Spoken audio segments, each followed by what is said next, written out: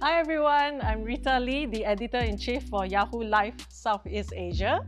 And today we have two special guests with us in this beautiful showroom. And you must be wondering who they are, so let me introduce you to them. This is Chris Halim, as well as Raena Lim, and they are the founders of Style Theory. Hi Yahoo readers, nice to meet you guys. Hello. So thank you for having us in the showroom. Maybe we can start with the questions, which is like, how would you describe yourself to someone you've met for the first time about yourself? Okay. I didn't prepare for this one. It's very impromptu, right? Yes. So, okay, so I'm Chris. I'm actually Indonesian, but I grew up a lot of my life in Singapore. Yeah, I guess like first-time entrepreneur. Didn't know what I was doing, but thankfully gotten so far, and being able to do business with a lot of good friends as well as my wife. So it's been a great journey. Yeah. So I would say that I'm Raena. I'm an adventure junkie. Maybe that's why I decided to hop onto the entrepreneur train, because it took like quite a bit of courage, I think, but it has been a very fun journey. Personally, I think I'm very motivated to build a better fashion future. So I think sustainability is a very big thing for our business. So that's also something that resonates a lot with me personally. Okay. And previously, what was your role like? Were you, a working lady in the past? You just had like a 9-to-5, like permanent job before you jump into entrepreneurship? So yes, I'm not exactly 9 to 5. I used to work in the finance industry, so it's like maybe 8 to 12, I don't know.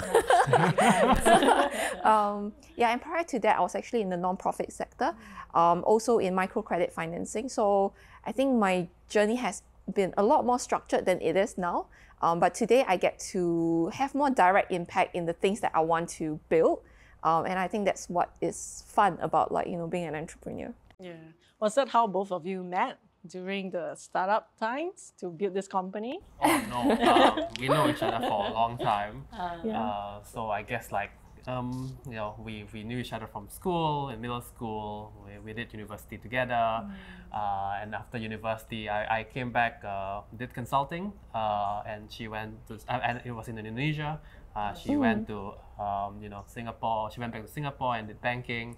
But I guess both of us wanted to do something more meaningful than our jobs, and wanted to make a difference. And Ray shared to me her problem, which in essence is the fashion problem that that's like, I have nothing to wear. Yeah. And then he's like, you have a Everyone's wardrobe full of problem. clothes. Yeah. So I mean, for me, I thought it was just such an illogical problem that needs to be solved. Okay. And yeah, we worked out on the business model of Style Theory together, realized that they actually can have a big impact, not just from sustainability of women's wallets and much better lifestyle for them, but also for the sustainability of the planet, right? So I think that then we ended up doing it. Yeah. That's a bit of a 6 months and then 1 year and then now 5 years. So time flies. Yeah. Yes, for sure, time flies. And interestingly, because this is like a fashion and women's industry predominantly, so for yourself, Chris, like, how do you feel about that? Do you feel comfortable when you spoke about the business model, Raena? Yeah. And how did she persuade you to do it? I mean, when I was consulting, I already enjoyed some level of fashion. So I was someone who got like bespoke suits, nice shoes, and stuff like that. So I did enjoy fashion quite a bit. And on top of that, Raena was quite a big fashion consumer. Luxury bags, nice clothes, all these things. And I definitely got to understand that kind of consumption, and in some sense enjoyed that aspect of lifestyle as well. Yeah, so didn't really need that much persuading. Yeah, and personally, I think it also helped to save your problem, because he didn't really enjoy going shopping with me all the time, right? So he's always thinking that I'm wasting money. Like, why do I need so many clothes? And I'm always buying. Not just wasting money. Okay, so not sure if I should say this, but when we used to shop, Ray is the type of huge perfectionist shopper. So we go to a mall, she'll comb every store. And as you can imagine at the time, as the shopping I don't know, like a shopping helper, I guess. Yeah, personal assistant. Personal assistant, exactly, personal assistant. That wasn't such a fun thing to do. But I mean, since we had style theory, that's disappeared, and my life is so much better for that, right? So yeah. Okay, that's pretty cool. I mean, the journey that you both have led to here. Yeah, as a couple, how is it like working together as well and to build this, business empire, I would say? So at the beginning, it can be a bit stressful because I mean, we know each other for a long time, so we know each other's working style. So we have quite clear boundaries at work and for personal life, so that's helpful. But I think what's stressful is that, before this, we used to be an employee in a company. So once, Saturday, Sunday is like your own time, after work hours is like your own time. But once we are entrepreneur, like both of us couldn't take leave together. So it became a bit of an issue, like, oh, when are we ever going to take vacation? Yeah. So I think that's one thing. We had no vacation for the first two plus years. Yeah. So it's just really everything is on the business. So I think after a while, we built up a good team that could support us even when we are out of the business. So I think it did transition to become a lot better. Yeah. Oh, yeah. So you guys will probably be a little bit less like hands-on right now? I mean, hands-on in different aspects, I'll say. We used to have to be hands-on in everything, right? Like pack the box. When we started, if let's say you were a Salty customer for the first 6 months of our existence, I was your customer service agent, especially on weekends, right? Yes. Concierge as well. Concierge service, right? And sometimes if our delivery partner messed up, I was the one driving it to your house. That was super hands-on. But I think nowadays we are quite different. We thankfully have a great team that we can depend on. So yeah, things have definitely changed. Yeah. No, you guys have been pretty successful in the terms of like news of you guys expanding even to Hong Kong market. Yeah. I thought that's quite interesting. Like, why Hong Kong? Because you've got your base in Indonesia, Singapore as well. Yeah. Happy to share. So, for us, we've seen that Singapore has been a great success. It was first market, for rental business, and also the recent resale business as well for us. Both great successes. And when we think about the next market, we try to find markets that are, I guess, similar and potentially even better than Singapore for our business, right? And for us, when we look at Hong Kong, in some sense, it's a market that's very similar. People live in small homes, they love fashion. And really, I mean, in a sense, these customers also embrace sustainability. So these are great traits to have for our business. On top of that, for our kind of business, if in a country or a city where I will say a majority of women work, I think that's normally a great fit for us too, and Hong Kong naturally has that fit as well. So that's for us. We identify that as a great market.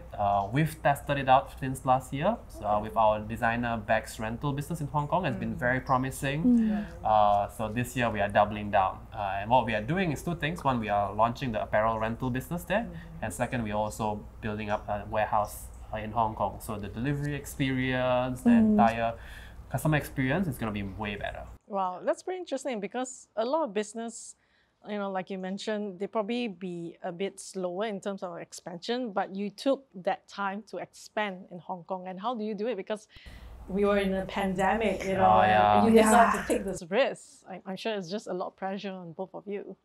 Yeah. I mean, again, thankfully we have a good team who can look at this and make it happen. But I will say that for us, we've always been a company that is very open to experimenting. Analysis only goes a certain distance, right? Obviously, we analyze everything and make sure that the bet will probably be worth it. But then without a simple test, you are never 100% sure. So we took the chance and thought to ourselves, what's the worst that can happen, right? We created a way where we can serve the Hong Kong market from Singapore by shipping all our designer bags from a shared inventory. So in some sense, the investment cost to enter Hong Kong wasn't that big. Right. And at that time, we've made sure that we understand the customers in Hong Kong. We tweak our products so it's more suitable for the Hong Kong market as well, so that when we eventually double down this quarter, it's gonna be a lot more simpler, smoother, more successful. Yeah. Okay, very cool. So touching on trends, you know, you mentioned that similarities between Singapore, Indonesia, Hong Kong. Maybe perhaps you'd like to share some of like the trends you notice in these markets, like what do the women in this region shop for, what brands they actually look at. So we haven't operated in Hong Kong for women's apparel for, we haven't really officially launched there yet, but so far from preliminary research, they are a lot more trend savvy. They are also, they like more classical, more sophisticated style. So I think those are the things that we'll be sourcing a lot for the market there. In Singapore, it's a lot more casual, the things that we wear. I think it's also less trend focused, but more focused on like, where am I going, who am I meeting, and making sure that I have the right style to speak the kind of personality that I have. So Singapore market tends to be women who feels very comfortable going, wearing out of trend item as long as it fits their personality. So in Indonesia, we do see that overall it's a lot more conservative. I think maybe of the population there, you know, there's a larger need to make sure that you're a bit more covered up, even though you might not be Muslim. You know, it might not be something that you actively practice every day, but for you, it's also as a respect to the community that you're in. You also want to be a little bit more covered up. So when we actually source for collections and stuff from even within the same designer, we might pick different things just for different markets. Yeah. Okay. And would you say like, you know, the top tier brands still do very well in terms of like your Chanel's, the Louis Vuittons, or would you see a little bit more of like the indie brands that are upcoming, like your Swedish Ganni brands and such? So in Singapore, I think the high-end brand like the Chanel, Dior, LV, they still have a very strong following.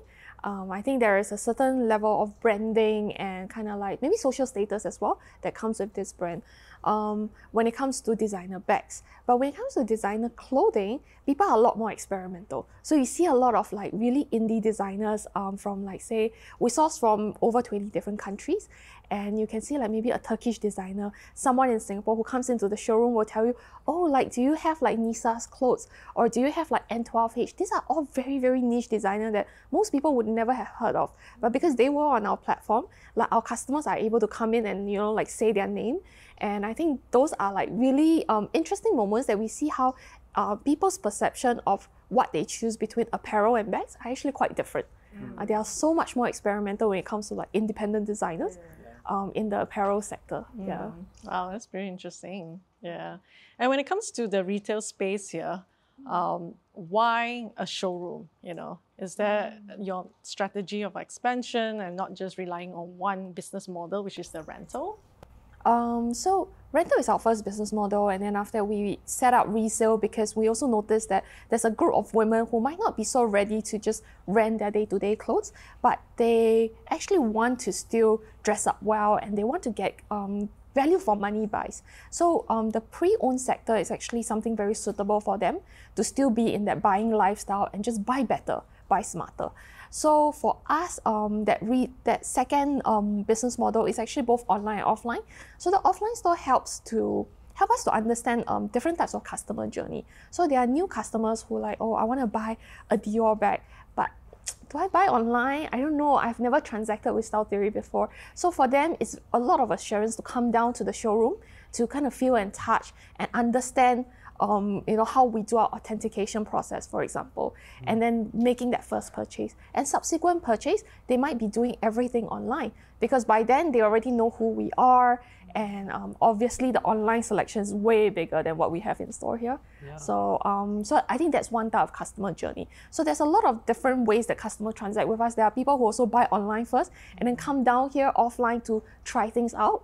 So I think for us, the offline and online space is one that we are monitoring to figure out how will they work together, you know, going into the future. What kind of data are we collecting from each sector to help us to build up the kind of customer experience that will be more and more interesting, going to the future. Even for the rental business, there's also an offline element as well, where you know they get to choose every clothing and browse everything from online, from our apps.